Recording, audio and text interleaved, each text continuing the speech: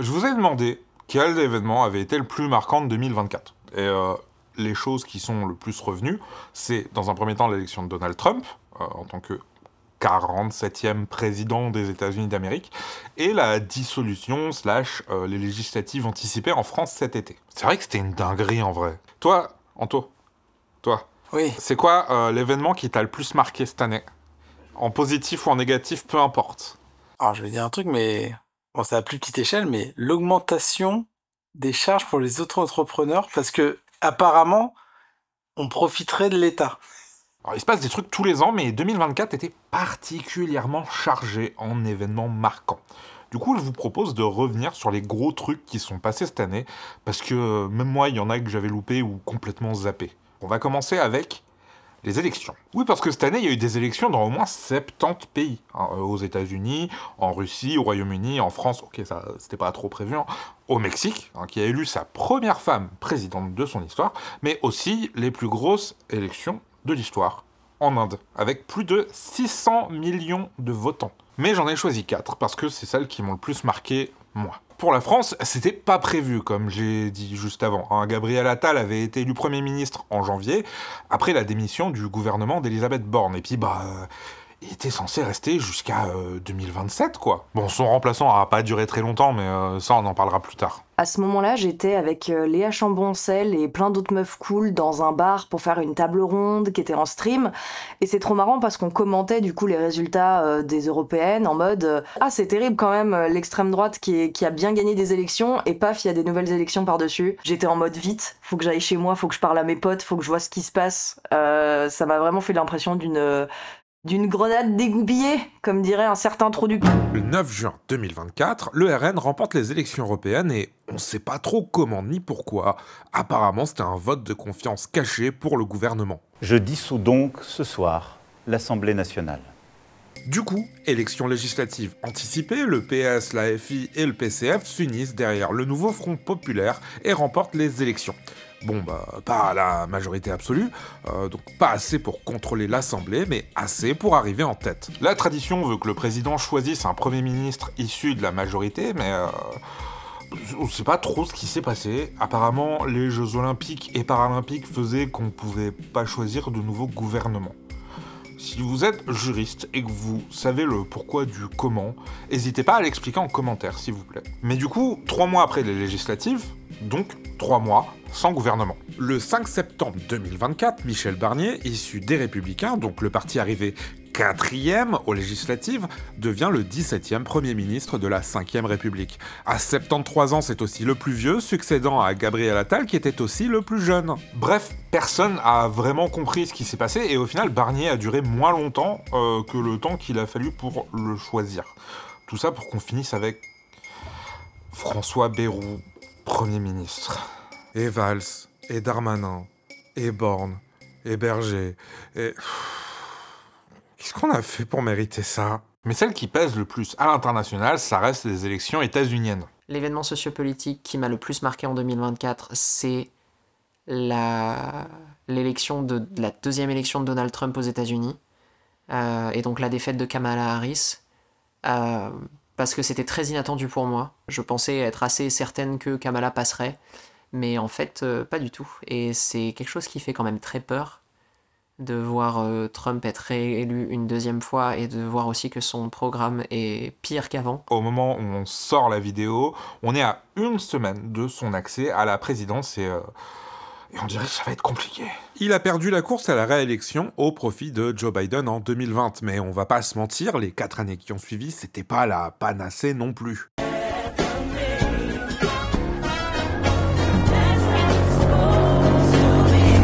Et à la surprise générale, enfin pas tant que ça, mais un peu quand même, Donald Trump a été réélu, devenant le 47e président des États-Unis d'Amérique. J'avoue, cette phrase est assez lunaire en soi, mais attendez de voir les personnes choisies, pour l'instant, pour son futur cabinet.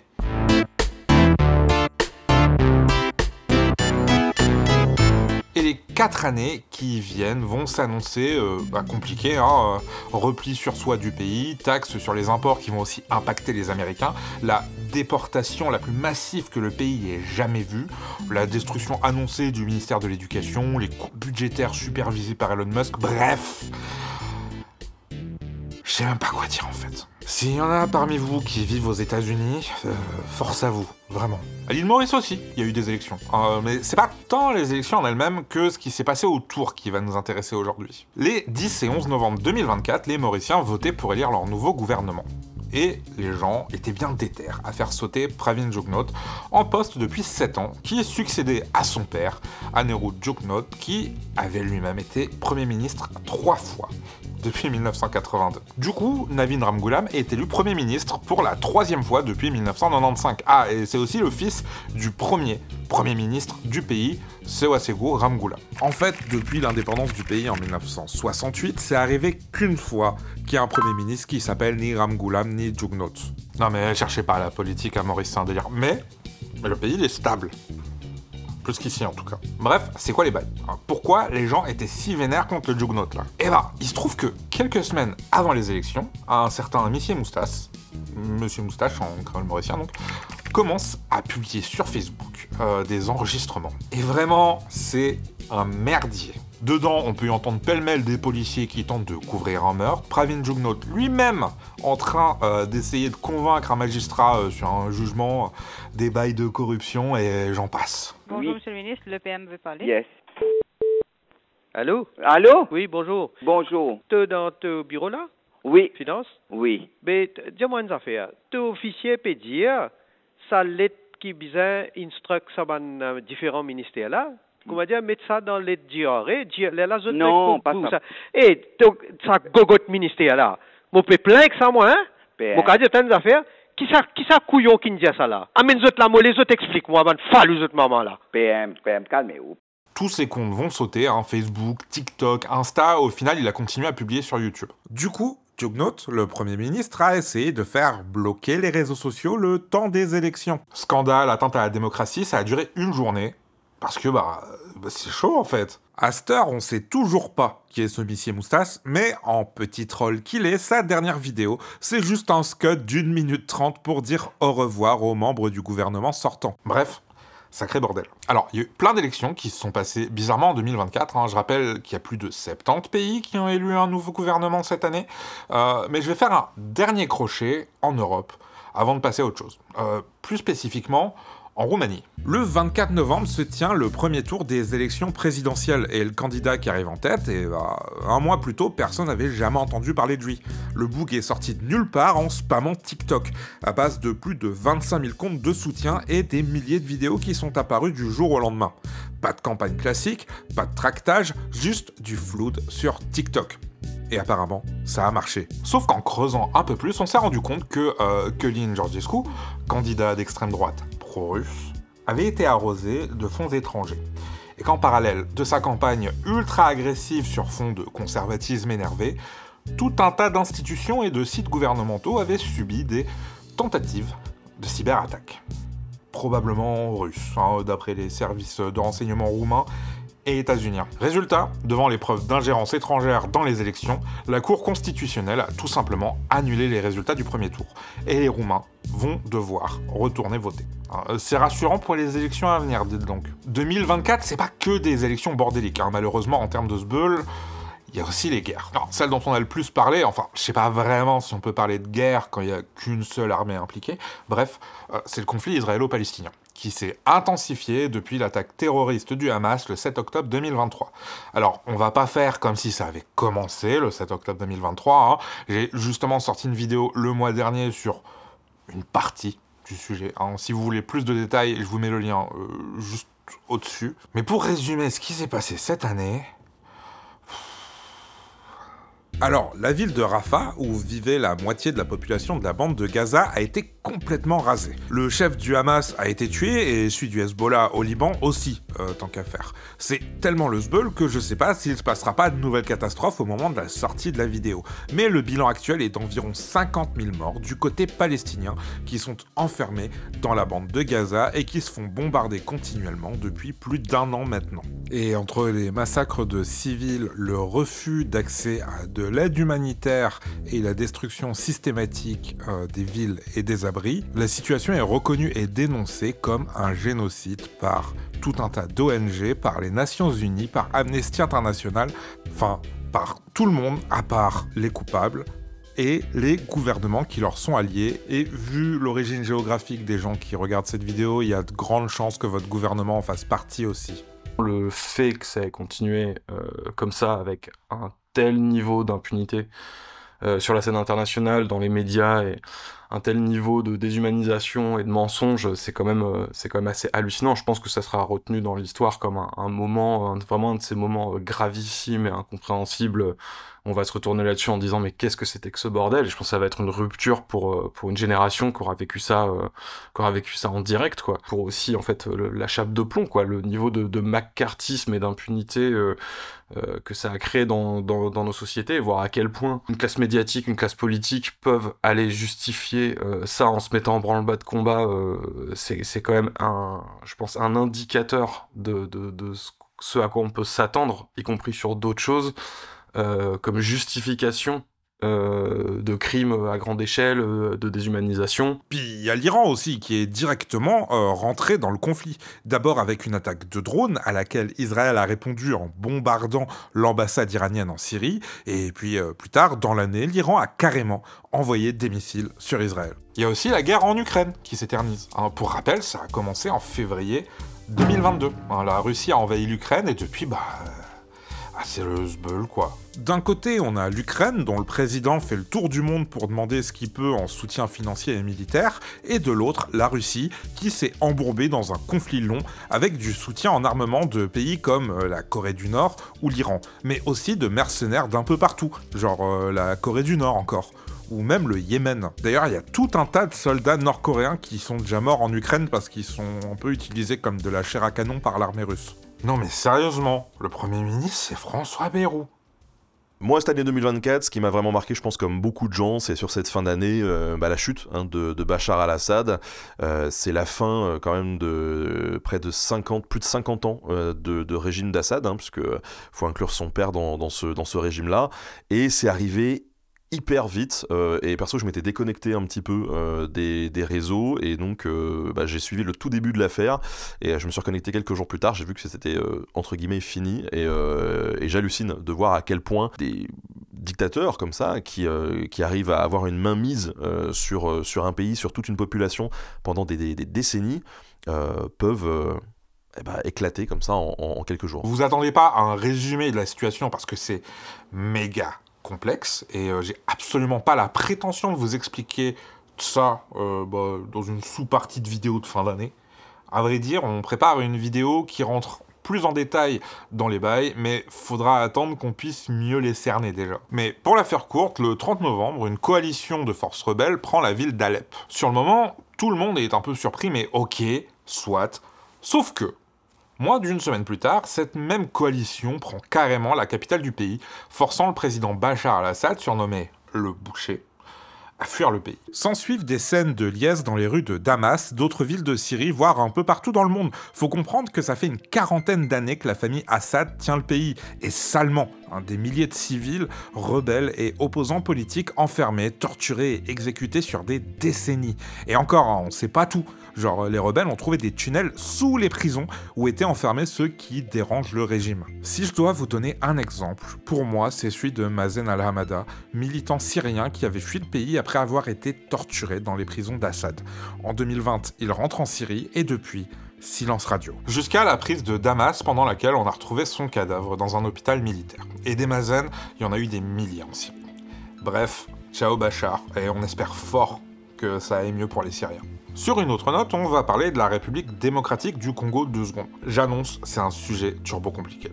Genre compliqué, level, il faudrait une vidéo d'au moins 20 minutes. En gros, depuis l'indépendance de la Belgique, c'est le sbeul, et depuis les années 90, ça l'est encore plus. Entre 1996 et 2002, il y a eu 2 guerres, et depuis, il y a une bonne centaine de milices un peu partout à l'est du pays qui se mettent sur la tronche avec l'aide des pays voisins. Depuis 1998, il y a eu plus de 6 millions de morts, que ce soit à cause des conflits directement, mais aussi à cause de la famine et de maladies. Et surtout, il y a eu plus de 7 millions de personnes déplacées de l'est vers l'intérieur du pays pour fuir les conflits, justement. Meurtres, torture, viol, enfin, la totale des violations des droits de l'homme, et on en parle juste jamais. Bon, il y a aussi le sbeul qui n'est pas la guerre, hein, genre la motion de censure du gouvernement français. J'avoue, perso, j'y croyais pas trop, et puis on en est là maintenant. Deuxième fois de l'année où on n'a pas de gouvernement, hein, c'est les Belges qui doivent bien se marrer. Je tiens juste à dire que le président Macron est le deuxième président de la 5ème République à avoir eu le plus de gouvernements successifs juste derrière Mitterrand. Vous en faites ce que vous voulez. Et puis c'est pour l'instant aussi, hein. Non, puis on vit vraiment dans la timeline où François Bayrou est Premier ministre. Moi, le sujet qui, pour moi, est le plus important en France en 2024, c'est évidemment le cyclone Chido, cyclone de catégorie 4, avec des vents de 250 km/h et plus, qui a touché Mayotte en plein cœur. Alors Mayotte qui est un territoire français, un département français dans l'océan Indien, comme par exemple la Réunion. C'est un territoire où on a laissé se développer, et quand je dis on, je parle évidemment de l'État, hein, du système, a laissé se développer beaucoup d'inégalités. Et en fait, ce cyclone a été le moment où on a pu voir ces inégalités rejaillir, puisque ce cyclone a vraiment été dévastateur et a complètement rasé l'île, quoi. Aujourd'hui, les Mahorais, ils attendent de l'aide, une aide de l'État qui prend beaucoup de temps à arriver. La situation, elle est vraiment déplorable, elle est vraiment difficile. On parle de reconstruction qui prendront de plusieurs années. En tout cas, moi, j'ai envie de dire aux Mahorais que nous tous, nous sommes avec eux, et particulièrement les ultramarins. On sait ce qu'ils ressentent, on sait ce qu'ils traversent, et on leur envoie toute la force possible, évidemment. Alors, en termes d'événements marquants, dans une bien moindre mesure, c'était aussi le bordel en Corée du Sud. Le 3 décembre 2024, le président sud-coréen Yoon Suk-yeol déclare la loi martiale, parce que le parti démocrate, son opposition quoi, serait en train de commettre des activités anti-étatiques et de collaborer avec les communistes nord-coréens. Il a aussi fait ordonner l'arrestation de plusieurs dirigeants du parti démocrate et de son propre parti. Globalement, ceux qui le soutenaient pas trop, quoi. La réalité, c'est qu'il avait ni le soutien du peuple, ni celui du gouvernement, vu qu'il a pas la majorité au Parlement. Et en plus, il y a des bails un peu obscurs avec des juges, mais ça c'est une autre histoire. Bref, loi martiale, l'armée encercle le Parlement, les députés sont carrément obligés d'escalader des grilles pour s'y rendre, pendant que le peuple coréen se réunit devant pour manifester.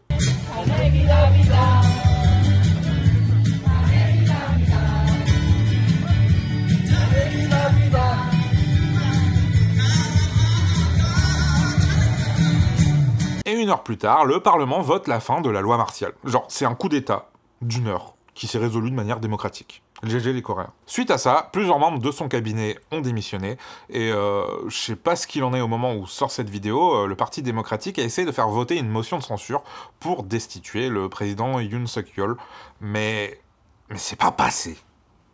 Comment ? Ah pardon, pendant que j'écrivais le script de la vidéo, le président a été censuré. Maintenant, faut voir si ça va vraiment mener à sa destitution. Désolé, en fait non, il a été destitué du coup. C'est le Premier ministre qui va gérer le pays jusqu'aux prochaines élections. Quand je vous dis que ça s'arrête jamais.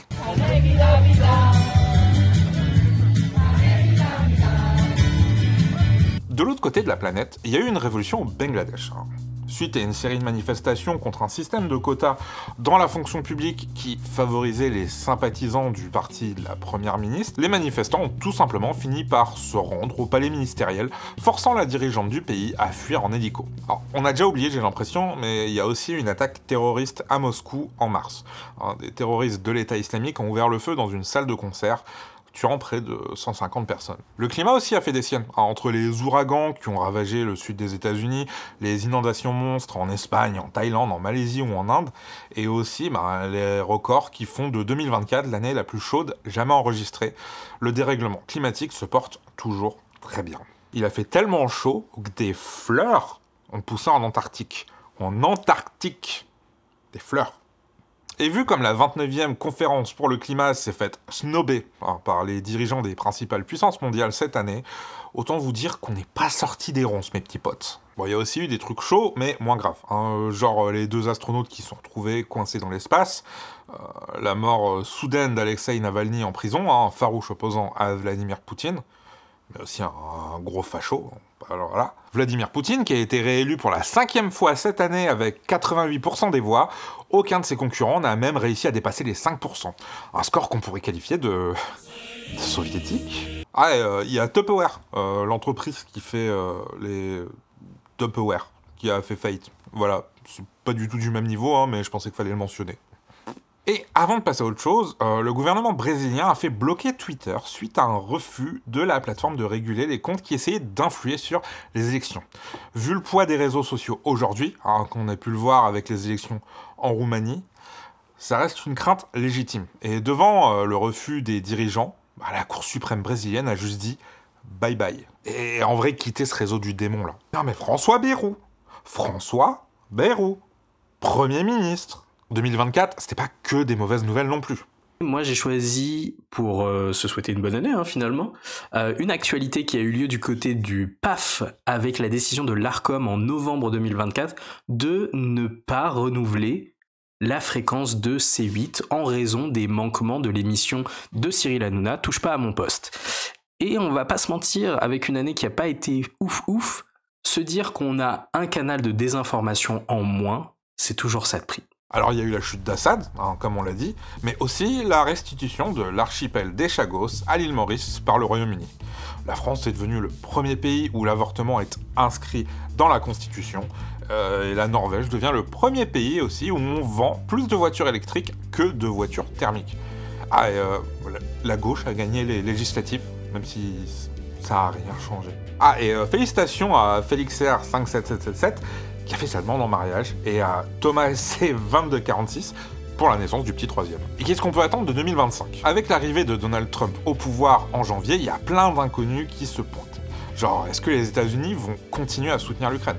S'ils font pas, est-ce que les pays européens vont devoir encore plus augmenter les investissements militaires, autant en Ukraine que chez eux ?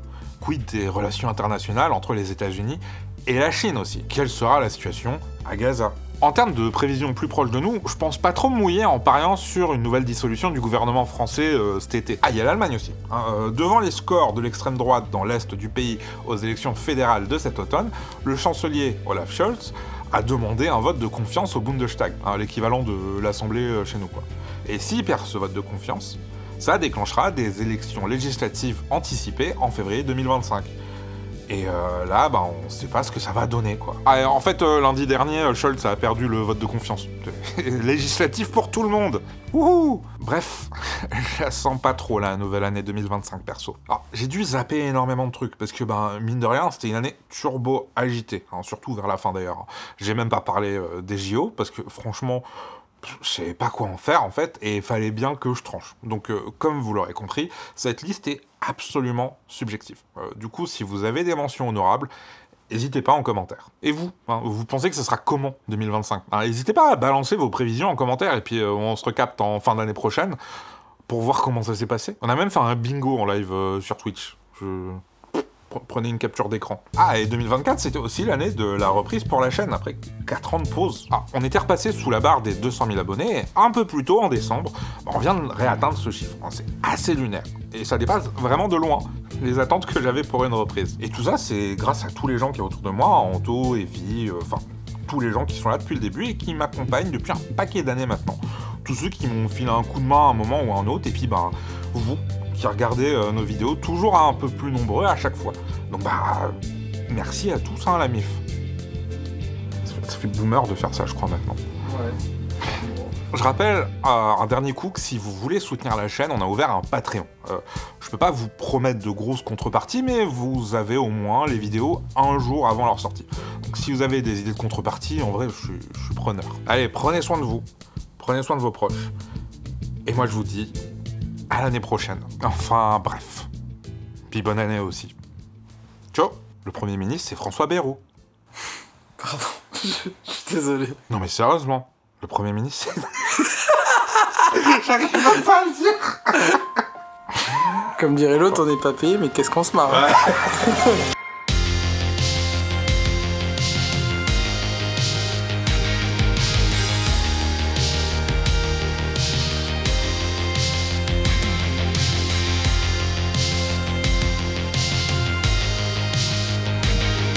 François Bayrou, Premier ministre, putain.